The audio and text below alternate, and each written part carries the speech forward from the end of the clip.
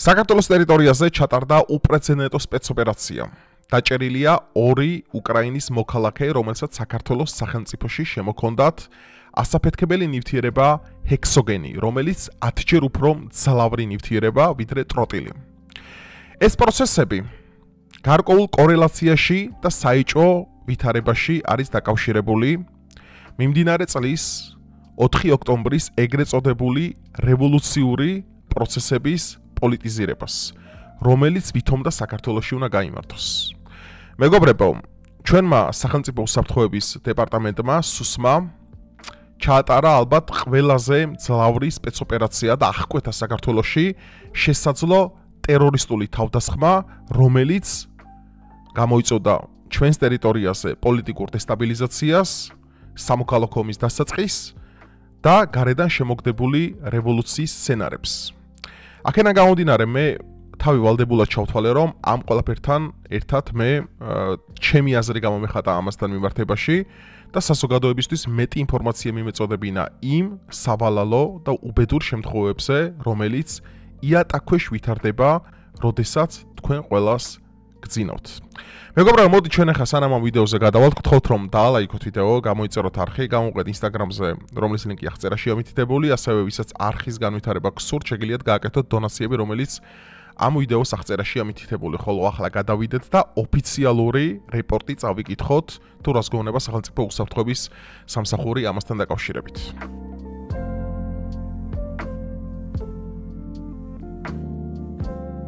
სუსის ინფორმაციით, მძღოლს ჰექსოგენი უკრაინაში უკრაინის სპეცსამსახურებმა ეგრეთ წოდებულმა SBU-ს თანამშრომლებმა გადასცეს. ნივთიერების ბოლო დანიშნულების ადგილად კი იკვეთება თბილისი, ავლაბრის ტერიტორიაზე მდებარე ერთ-ერთი საცხოვრებელი სახლი.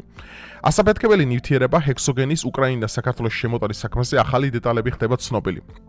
როგორც სუსში გამართულ საგანგებო ბრიფინგზე აღინიშნა, სატვირთო ავტომობილის სხოლს ასაფეთქებელი ნივთიერება უკრაინის ტერიტორიაზე, უკრაინის სპეცსამსახურებმა გადასცეს. სახელმწიფო უსაფრთხოების სამსახურის ინფორმაციით, გამოძიება მუშაობს იმის დასადგენად, არსებობს თუ არა კავშირი აღნიშნულ ფაქტსა და 4 ოქტომბრის არჩევნებს, ასევე რადიკალური დაჯგუფებების მიერ დაანონსებულ გეგმებს შორის. აი სწორედად ჩემი ყურადღება მიიქცია აი იმ გარემოებებმა, ეგრეთ წოდებული ჩვენი მეგობარი ვითომდა უკრაინა და მათი სახელმწიფო როგორც ცდილობდა ბოლო წლების განმავლობაში საქართველოს ომში ჩათრევას. რადგანაც ეს გეგმა ვერადა ვერ გამოიყვანეს, რადგანაც ისიც რომ ვერ შეძლეს რომ ვერ დაამხეს არსებული ხელისუფლება და ვერ გამოიწვიეს რევოლუციური პროცესები, რო ვერ შეძლეს ამდენი ქუჩაში გამოსული ამდენი ადამიანისგან წარმოექმნათ გარკვეული სახის ლიდერი ან ბახსკვირველების ხაბეიშვილი, როგორც ეს არის, როგორც ახლა უკვე ციხეში ზის და შეექმნათ ანუ ხელოვნური რევოლუციური სცენარები, ანუ რო ყველაფერი კოვზინასთან შეუვარდათ, გადავიდნენ ბრუტალურ გეგმებზე. რას ნიშნავს ეს ბრუტალური გეგმები? მოდი ხა დეტალურად ავხსნათ, გადავიდეთ ისევ თავარ იმაზე, რომ პირდაპირ ერთმანეთში ვისაუბროთ. რას ნიშნავს ბრუტალური გზით სახელმწიფოში არსებული ხელისუფლების დამხობა? ეგრეთ წოდებული დივერსიების მოწყობა ან ტერორისტული თავდასხმების, რომელიც პროვოცირებას მოახდენს ქვეყანაში პანიკისა და დესტაბილიზაციის დაჩქარებას. ნუ რაც გამოიწვევს ბუნებრივია კატასტროფულ შედეგებს საქართველოსთვის და ვის აწყობს ეს არეულობა საქართველოში?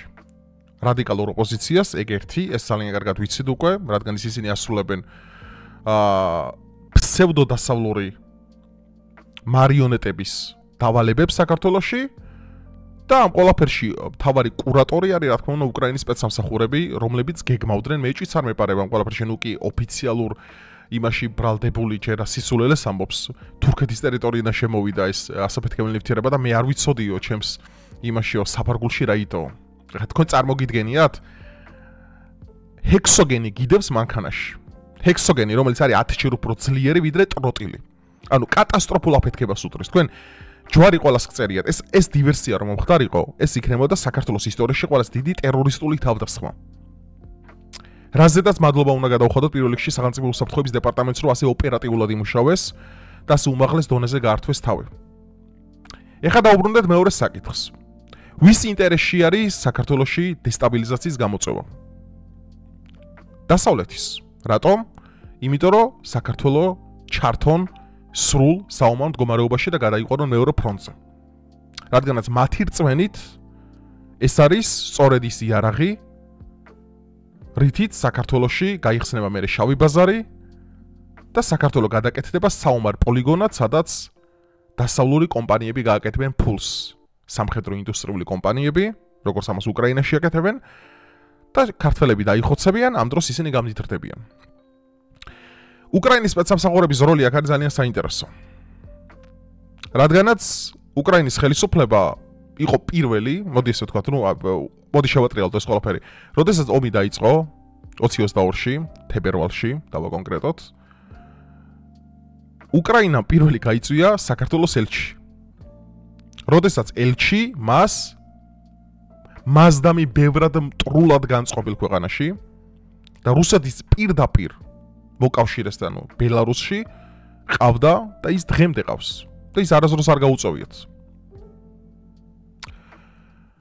ძალიან საინტერესოა ეს დამთხოვები და ეს გარემოებები, თუ როგორ ცდილობდა მერე გორაჩენკო, ზელენსკები, არესტოვიჩები, არახამიები და მთელი ეს ნაღები ინტელიგენცია, როგორ ცდილობდნენ საქართველო ჩაეთრიათ მეორე ფრონტში და გაიხსნა ჩვენგან საომარი მოქმედებები. როგორც უკვე გითხარით დასაწყისში, ყველანაირი კოვზი ნაცარში ჩავარდა. ვერ შედგა მეორე ფრონტი, ვერ შედგა ქუჩიდან რევოლუციური დაწყების ყველანაირი პროვოკაცია, ყველაფერი ჩავარდა.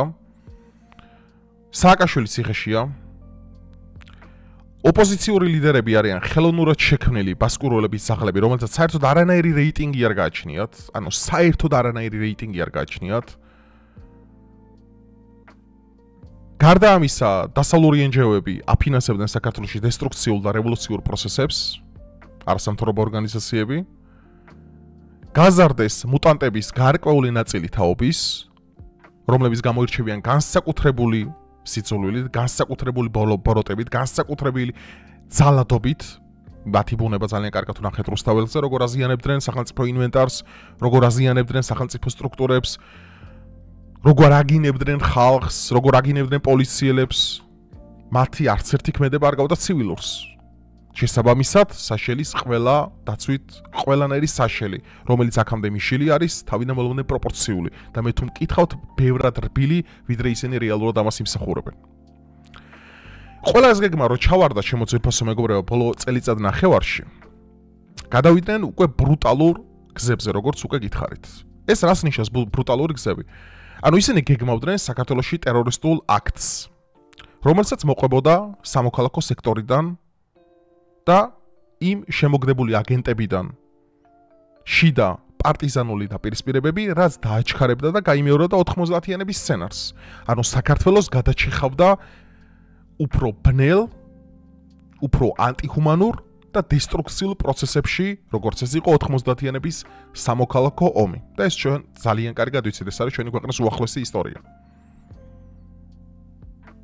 უკრაინის თავრობა, უკრაინის სპეცსამსახურები გეგმავდნენ საქართველოში ტერორისტულ თავდასხმას, რაც დააჩქარებდა არა მარტო საქართველოს სახელმწიფოს ყველა ფუნქციის მოხსნას და მოშლას თავიდანვე, არამედ მაგის გარდა ბოდიშით რუსეთიდან წამოვიდოდა ისეთი სიგნალები, რამაც შეიძლება დაეჩქარებინა გახსნილიყო მეორე ფრონტი, როგორც მარეგულირებელი კოორდინატორი და კავკასიურ სახელმწიფოებზე პასუხისმგებელი ეგრეთ წოდებული დირიჟორის, ანუ რუსეთის ფედერაციის ჩართულობა სამხრეთ კავკასიის საკითხებში. ანუ ეს სცენარები, რომელიც იწერებოდა იმ ქართულ მოღალატეებსა და უკრაინის სპეცსამსახურებს შორის, რომელიც უნდა დაგეგმილიყო, კაპუტ ჩავარდა. და სავარაუდო კავშირები წარმოიშვა.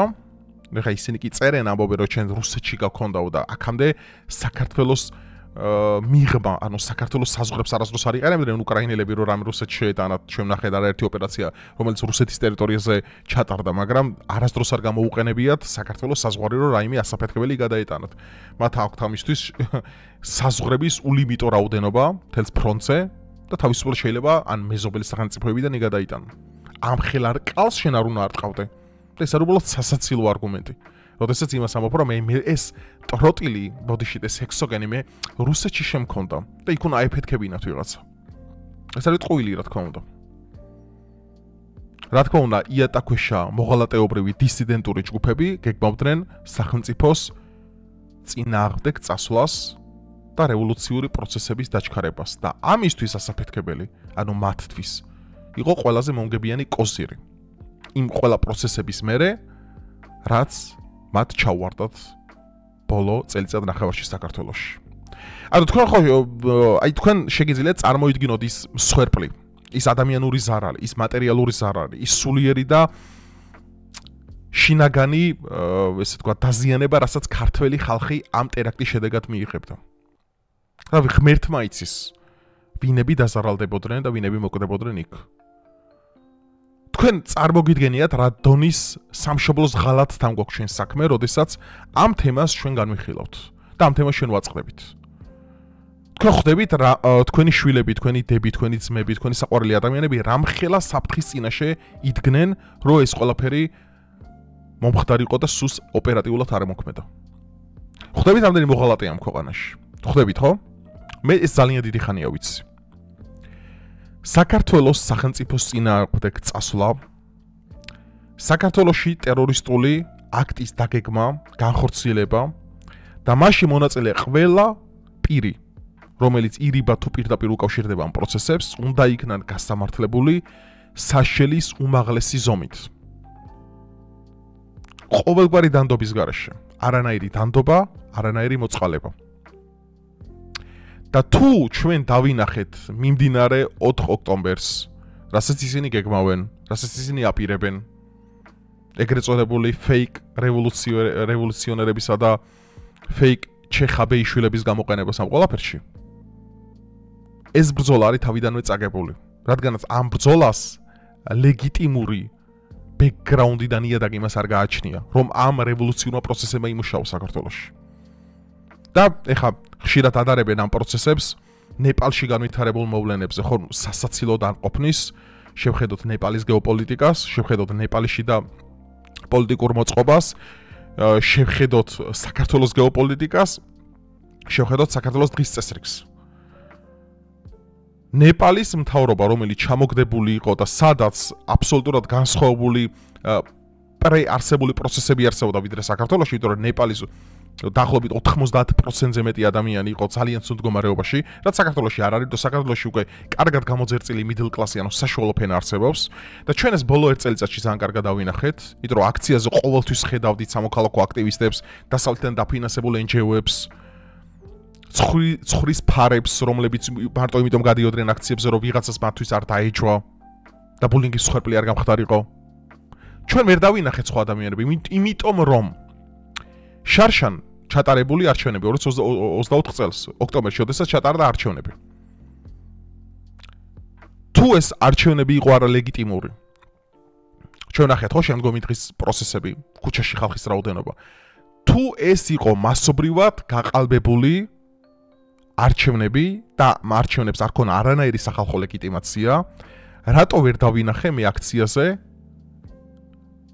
20,000 კაცზე მეტი? ეგეც 20,000 იყო სამოქალაქო აქტივისტები, NGO-ები, პალიტრა ნიუსი, ბათუმელები და ეს ქვეყნის ერთი მოღალატეების ერთი დიდი სექტა. ეს ახალი რელიგია საერთოდ. შიგ ევროპელების ახალი რელიგია. მათი ღმერთი არის ურსულა ფონ დერ ლაიენი, მათი კონსტიტუცია არის ევროკავშირის კონსტიტუცია და მათი დღის წესრიგი არის ტრაქში პეროს გათხრა.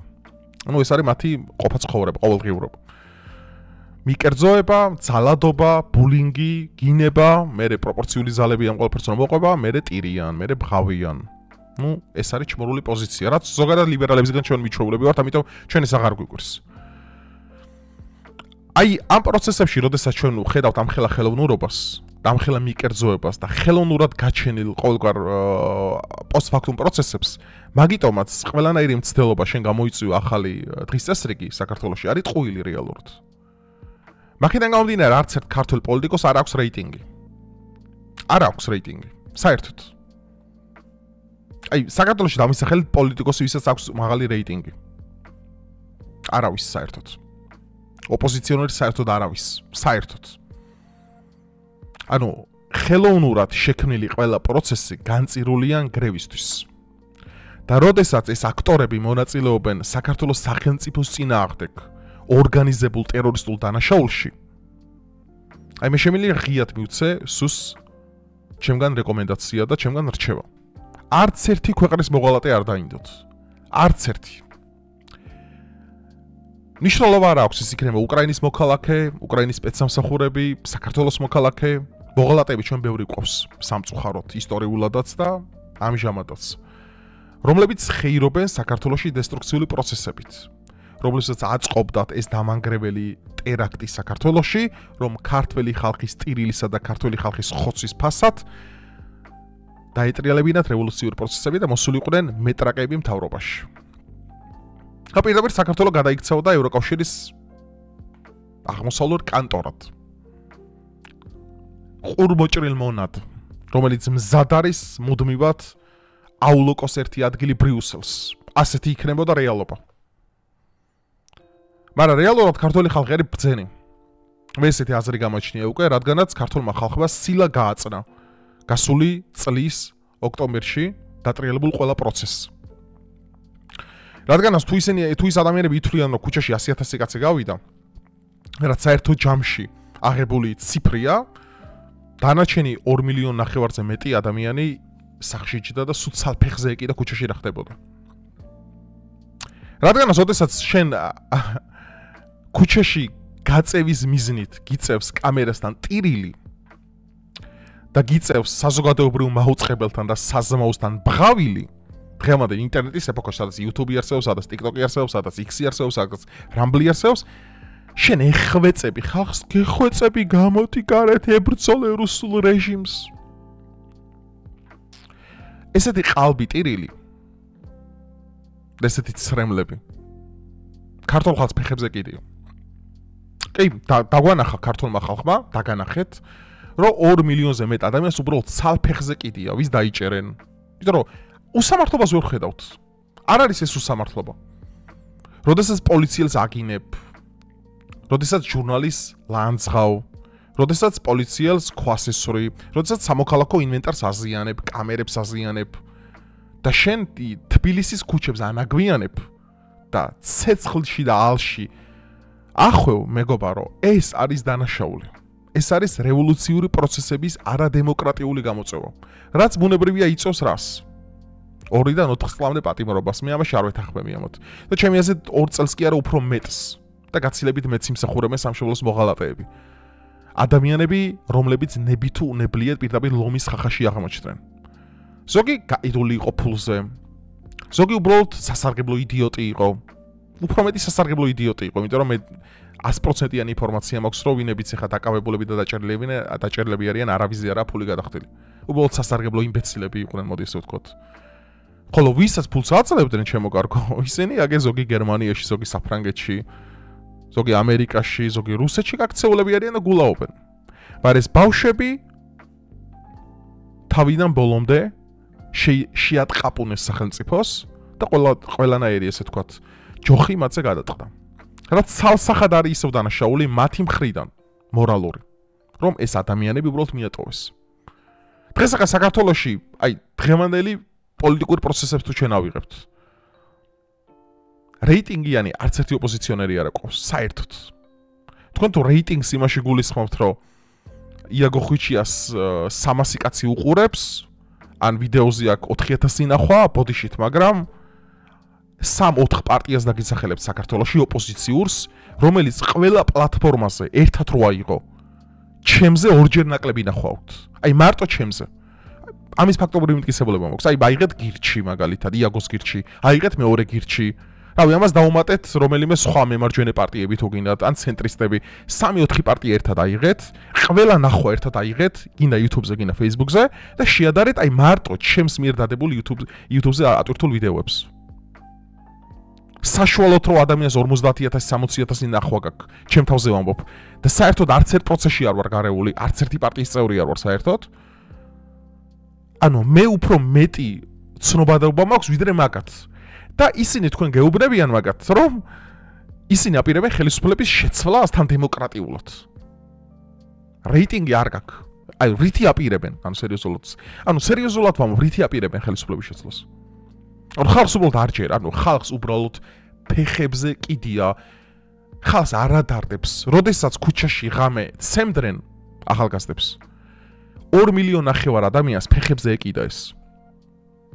რადგანაც კამერებთან როდესაც გებიდა ხალხო რატო რაღა უსამართლობა უნდა ნახოთ მეტი რატო ჩელიაბინსკში რო გაიღვიძე და რუსეთისკენ მიექარ მეტი რაღა უნდა ნახოთ კიდია უბრალოდ იმიტომ რომ მე აგერ ფარდას გავშლი გადავიხედავ მე არც ჩელიაბინსკს ხედავ არც რუსეთს და იმაზე მეტ თავისუფალ სიტყვას ხედავ ვიდრე ბევრ დასავლურ ქვეყანაში მათ შორის დიდი ბრიტანეთის საფრანგეთი სადაც Facebook-ის პოსტების გამო ადამიანებს იჭერენ ჩვეულებრივად 12-დან 22 თვემდე დიდ ბრიტანეთში მაგალითად.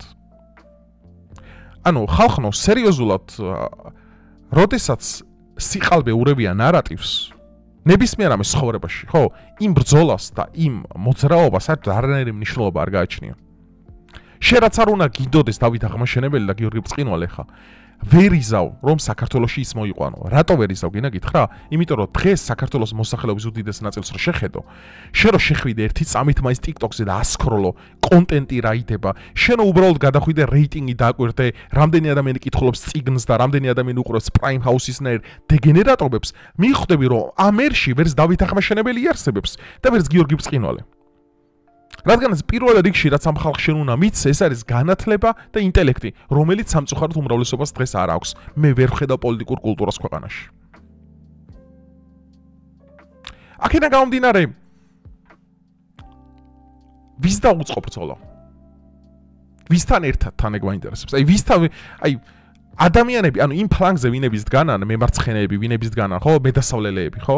მათ გიმბანზე არიან ისეთი ადამიანები, რომლებსაც სისხლი აქვთ საკუთარ ნამოსზე, რომლებსაც ღალატი აქვთ საკუთარ ნამოსზე, რომელსაც აქვთ სამშობლოს ღალატი, რომელსაც აქვთ ტერიტორიების გადაცემა, რომელსაც აქვთ საერთაშორისო ტრიბუნა, ძალიან ბევრი რამე აქვთ ეგ დანაშაულები, მაგ კამანდას ერთად დგომა ავტომატურად მაგას ნიშნავს. ანუ ნახეთ, როდესაც საუბარია საქართველოს არის პოლარიზებული ქოცებისა და ნაცების, აი, შუაზე სინამდვილეში ეს ნარატივი არის მთელი მსოფლიოს დივერსიფიკაცია. როგორც დასავლეთში ამერიკის შეერთებული შტატები არის პოლარიზებული. მემარცხენეები, მემარჯვენეები. საქართველოშიც იგივე, უბრალოდ ამას შეცვლილი აქვს მკოცობა და ნაცობა. ქვია ესე. მე მთელი ამდენი ხნის განმავლობაში ვეძებდი გულწრფელად მართლა გულწრფელად ვეძებდი, რომ იქნება მეუცდები. იქნება რაღაც არასწორად გავაკეთე, იქნება იმ ხალხს რაღაც ჩაფიქრებული ქონდა, განსაკუთრებული, მაგრამ მე ვერანაირ ლოგიკურ, ვერანაირ რაციონალურ ახსნას ვერ მივაგენი. ადამიანები გონში არ არიან პოლიტიკური პროცესები როგორ მიდის. ადამიანები ილუზიებში ცხოვრობენ. მაგათ პოლიტიკა გონიათ TikTok-ის ტრენდებში აყოლათ ცეკვა კამერასთან. მაგათ პოლიტიკა გონიათ რაღაც ლობიანების დარიგება რუსთაველზე. ხალხო, ეს არ არის პოლიტიკური პროცესები. რადგან შენ თუ რევოლუციაზე პრეტენზია გააქვს, at least ან მინიმუმ, ესე ვთქვათ, საკუთარი ორიგინალური იდეოლოგია უნდა ქონდეს, რაც განსხვავებულია დღეს და განსხვავებულს არავინ არაფერს არ გთავაზობთ. გვარამია პირდაპირ ამბობდა ამას არჩენები რო ჩადარდა, ნუ იქნებით ბიძინა ივანიშვილის მონები, ამას ამბობდა პირდაპირ. ნუ იქნება ბიძინა ივანიშვილი თქვენი ბატონი, იყავე, ჩვენ ვიქნები თქვენი ბატონებიო. ანუ იმას კი არ გეუბნებოდან, ანუ წარმოსახვიდ რეალობაშიც რომ ნუ მიყვებით განთავისუფლოთ რომ ანუ ჩვენ გაგანთავისუფლოთ, არა. ანუ თქვენი ბატონი ჩვენ ვიქნებითო და არა ბიძინა ივანიშვილიო. ანუ სრული სიგიჟეა რეალურად რა. არ მე მესმის რომ პროტესტი ყველას გვინდა კარგ ქვეყანაში ცხოვრება, ყველას გვინდა რომ პრობლემები აღარ იყოს, ყველას გვინდა რომ კარგი სოციალური მდგომარეობა იყოს, ყველას გვინდა რომ ნავთობი ქონდეს, ყველას გვინდა რომ ებრაელები ვიძლიერები ვიყოთ, ყველას გვინდა ატომური იარაღი ქონდეს, მაგრამ საბანი სანამდე წდება საქართველოს იქამდე უნდა დაიხურო ზოგადად. იმის იქით ვერაფერს ვერ გადაწყვეტები შენ. ამათ რა უნდა დიცით, არც ომში იყვნენ, ევროკავშირშიც იყვნენ, ნატოშიც იყვნენ, რუსეთთანაც კარგად იყვნენ, GDP მაღალი ქონდეთ, პენსიები მაღალი იყოს, ისა რა ქვია, გეი აღლუმებიც ტარდებოდა. აუ, ყველაფერი უნდა საქართველოში გაიგე და იმას არ კითხულობენ, რა შესაძლებლობა გაქვს საერთოდ. ერთი მუჭა ქვეყანა ვართ, ერთი მუჭა ქვეყანა, რომელიც აგერ დამპყრობლები გარშემო გასწავებით გაზიან, ხან თურქეთი გიკაჩოეს პროებს, ხან რუსეთი, ხან ევროკავშირი, ხან ამერიკა და ხვალზე ვიზრა დაესიზრება ღმერთმაინცის და ანუ ეს პრეტენზია გვაქვს, რომ იმის მაგივრად რომ გამოვიდე და მადლობა ვთქვათ, რომ დღეს საქართველოში არის სტაბილურობა, მშვიდობა, დღეს რომ საქართველოში არის რაღაც ნორმალურობა და ხალხი მართლა რაღაცას აკეთებს, იმიტომ რომ დედააფეთქებული 100,000 კაცზე მეტი რო ვერ გამოყავს ხუჩში და ეგ 100,000 რომელიც არაფერი არ არის იმ რაოდენობასთან რაც ჩვენ ვართ ამ ქვეყანაში და რომელსაც ფეხებზე ეკიდა ყველა პროცესი რაც რუსთაველზე ხდებოდა. ანუ ამის ფონზე რო გაიხედა ვაგერ კორპუსთან და 5 პორში აყენია, რო გაიხედა სახლები რო შენება და იქ ყოველი მეორე დეველოპერებს ვიცნობ, ყოველი მეორე ქართველი ყიდულობს, იქ გაიხედა ამდენი პროპკები რო არის და ამდენი მანქანები რო დადიან, იქ გაიხედა ქალაქს გაცდები და ამდენი სახლები აგარაკები და ეგენი რო შენდება, ანუ იმ ხალხს რატო არ ეკითხებით არაფერს? Middle class, ვინც საქართველოს კაპიტალს ქმნის.